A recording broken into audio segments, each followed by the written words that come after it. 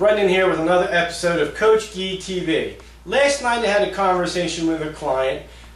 She talked to me about how back in 2008, working with her advisor, she was concerned that her funds had gone down by a great deal. She went to her advisor, she talked about what could she do.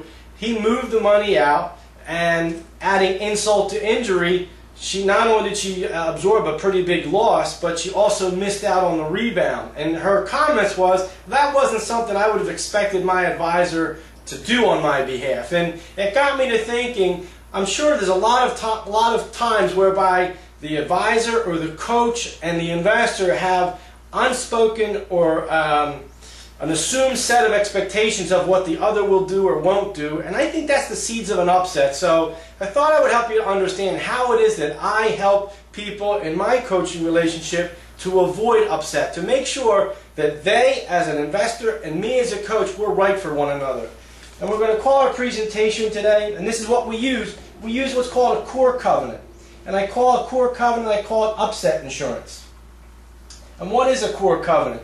It's a declaration, if you will, of agreements, philosophies, and promises. It's what we agree. It's what we agree on. Our philosophies mesh, and what we promise that we will do and what we won't do. Here's the thing: it's an agreement. It's not a one-way agreement. It's between both the coach and the investor. And I'll give you an example of my own personal covenant. What I promise, or what my beliefs are. For example, my promises are this. My philosophy is I agree that free markets work. By that I mean the market is setting prices accurately.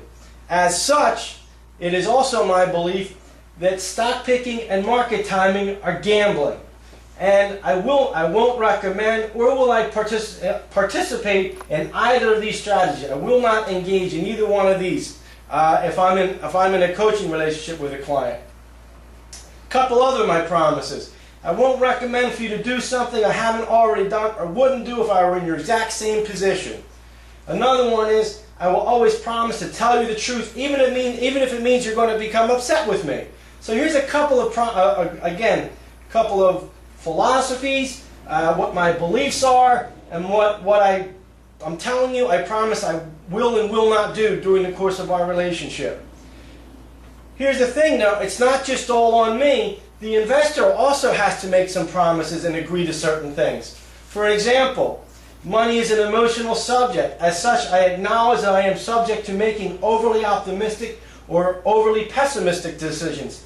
Should I find myself in this position, I give my coach permission to stop me in my tracks, stop me from making those kinds of decisions. So if you want to come back here to me for a second. Okay, so again, a covenant, it's a mutual agreement between the investor and the coach. It's mutual in terms of their agreements, their philosophies, and so forth.